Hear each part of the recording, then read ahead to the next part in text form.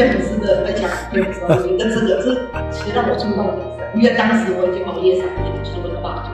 所以当时又看到这句话的时候，我就跟建筑师讲说，我这个感觉马上要好好的 update 一下，就是我们不能设计师感觉好像我们画图一样，熬夜都是正常的行为，这应该不是要是这种。对，所以我就决定下一节去我要好好改。就像我每次画都是从零开始，我的材质每次都要重新弄，让我觉得很困扰。所以定的话，它就是可以解决这个问题。你改一个地方，它就是每个地方它就会同步修正，就可以避免很多就是来回没有修改到错误的部分。在网络上面就无意中发现了吴建老师分享一段影片，在了解 AI 的同时，我就发现说 ，Revit 的这个软体好像可以让我们可以更快速的去做一些事情。就是我今天看到吴建筑师老师的课程，他是有把它直接用在室内设计上面。那我是跟着那个课程，就是开始有系统、有架构的去用在我的室内设计案上面，然后再往后延伸说，就是那它可以怎么样再去调整，去应用在更符合我自己的工作流程。那听了建筑师这边的有系统跟很无私的教学，其实我从不会用这个软体到生成像这样子现在图面上的这个方案，其实我只花了2天的时间，然后我就可以很顺利的跟客户去开会讨论。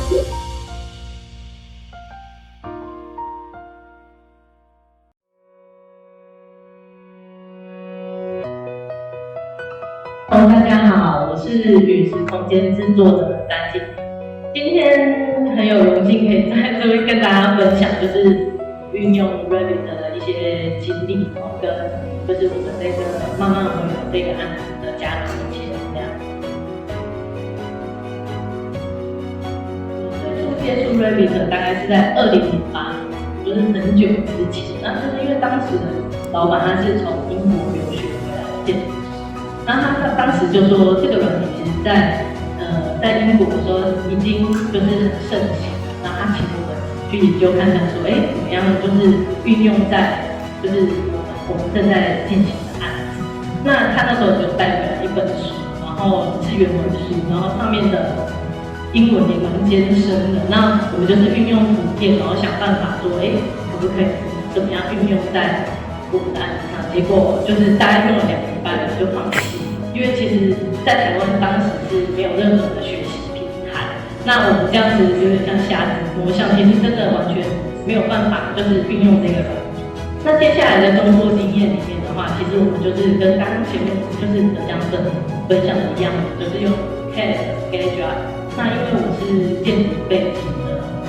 人，所以我们就是其实还会有很多就是需要做报告书的时候，所以我们还用了工作啊，然后或者是说用 PowerPoint， 就是更多软体去切换这些东西。那常常我们在需要修改的时候，就是需要一直来回的修改。那我们也是会觉得很麻烦。那尤其在建筑案的时候，其实有很多机会是需要跟很多同事一起合作。那只要就是其中一个同事可能没有修改到的话，那很有可能就会出错。也是在这样的过程就是走过来的。那在2016年的时候，其实在台湾的建筑师工会就是开始推动 BIM 这个系统，就有 ArchiCAD 啊、Revit 等等。然后当时我的老板就是觉得说一定要导入 BIM 这个系统，因为他其实是不会使用3D 的软体，所以他如果要画3D 的时候，都是很仰赖我们可以协助他就是做这件事。那他发现说 Revit 的这个软体是它可以在绘制平面的时候就可以长出3D，然后就可以等于说检讨很多细节的部分。那所以他就希望说公司可以全面导入。那我们就去上了那个工会的课程，然后建立了公司的系统。当然说也没有那么顺利啊，因为我们大概有半年的时间是很黑暗的阵痛期，因为其实每个案子都有起程的压力。那当时的话，我们其实是使用 Revit， 然后跟可能一个人是使用 Revit 的话，那另外一个人是用 CAD 跟 SketchUp， 是等于是说2边是同时进行的，要为了避免每一个案子它是会有就是没办法，等于说没有办法交出图的那个压力。那大概半年过后，就是其实每个同事都比较熟悉这个软体之后，就可以开始比较上手的运用。那我觉得在实物上面的话，它也是非常方便，就是像刚刚前面那个浙江省用讲到说，其实你改一个地方，它就是每个地方它就会同步修正，就可以避免很多就是来回你没有修改到错误的部分。建筑图面的话，我们其实已经有一些使用的经验，那所以我们更优化的话，就是会在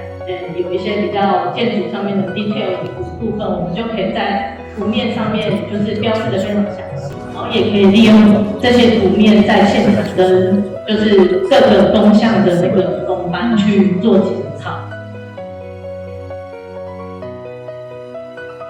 那在接下来在实物的部分的话，就是我们其实也一直非常希望可以导入就是 Revit 的系统，但是其实建筑跟室内的概念还是有一点不太一样。那 Revit 的系统的话，其实它最前身的话，之前察觉它其实是有点建筑背景的做的，所以它里面的一些内建的一些 data 就是有柱梁、墙板等等的，所以其实在建筑使用上的话就是可以很直觉的去选用这些元件，但是在室内上的话，可能就它没有那么多是相关联的东西，所以后来就是认识了建筑师向他学习，就是其实在 Revit 上面的话，我觉得它也可以在室内上面用 Revit 也是可以运用的很好。那像我们现在的室内图面的话，我们就是会一样是会运用平面，然后立面彩色立面的3D， 然后跟透视图，就是可以在现场就是跟工班讨论，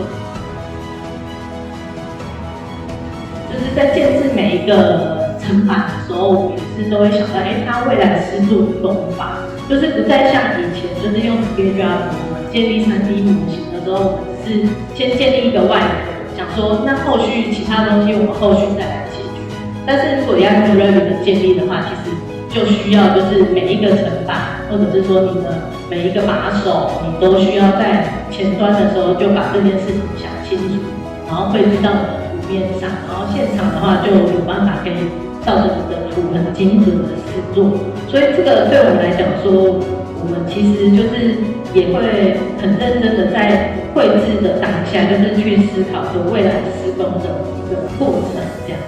那以上是我们团队用 Revit 的一些经验。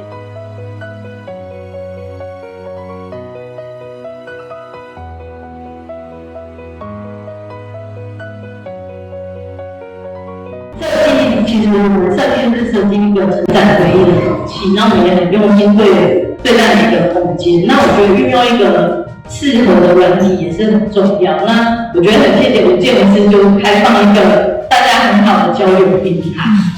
然后就是可以成就我们做设计这件事，就是让我们示范。谢谢。谢谢，这是给你的分享。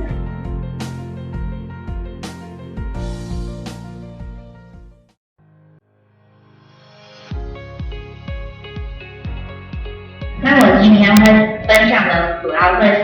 这3个，就是为什么我们想要导入 BIM， 然后它是怎么去解决传统绘图的问题，跟我是怎么样在导入的时候去克服这些导入的困难。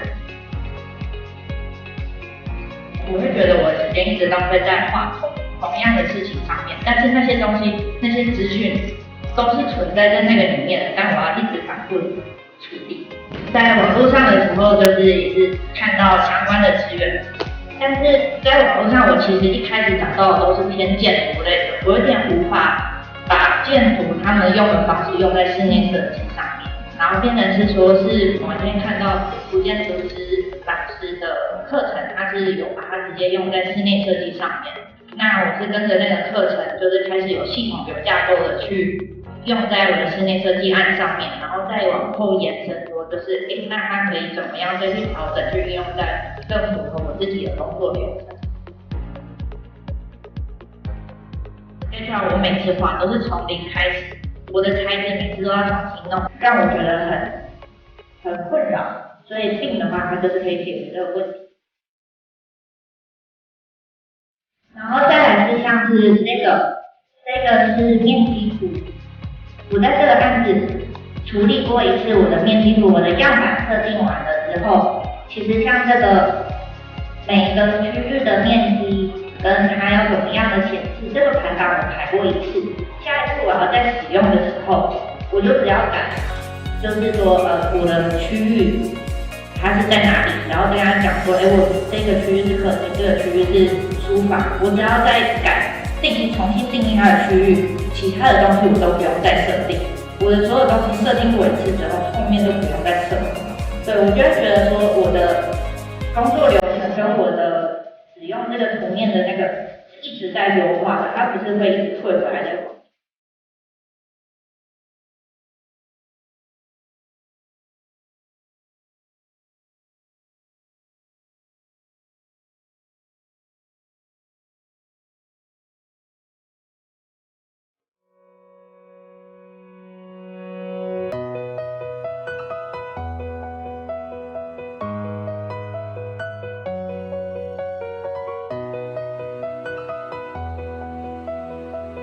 中间我在看建筑师的分享影片的时候，我觉得这个是其实让我触动我的人，因为当时我已经熬夜3点就是为了画图，所以当时又看到这句话的时候，我就看见我就想说，我这个感觉马上改，要好好的 update 一下，就是我们赋能设计师感觉好像跟画图一样，熬夜都是正常情况，这应该不是要是正常的。对，所以我就决定下一学期我一定要好好的改进。那因为我以前还是跟大家一样，我其实都是用 Sketchnote 来做我的设计提案和规划。那一直以来都在这样子的软体中间中学，但是其实它也是对我们设计带来很大的方便。可是我一直在思考，我们有没有更高效的方法来做设计这一块。那一直到今年大概中秋节前夕，我当时是对 AI 有一些兴趣，因为现在大家都在讲 AI 的事情，在网络上面就无意中发现了吴杰的分享一段影片，在了解 AI 的同时，我就发现说，Ready 的这个软体好像可以让我们可以更快速的去做一些事情。也在这个时候，我就决定要来认识你。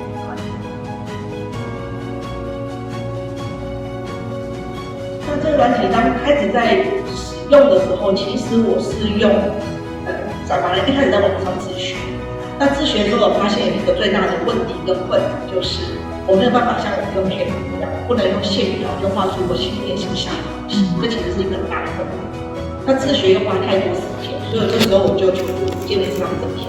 那经由建筑师这边的有系统跟无私的教学，其实我从不会用这个软体到生成像这样子现在图面上的这个专案，其实我只花了2天的时间，然后我就可以很顺利的跟客户去开会讨论。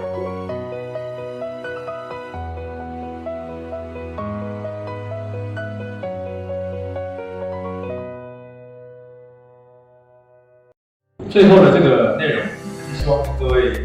分享一下，就是说在推动这件事情之前，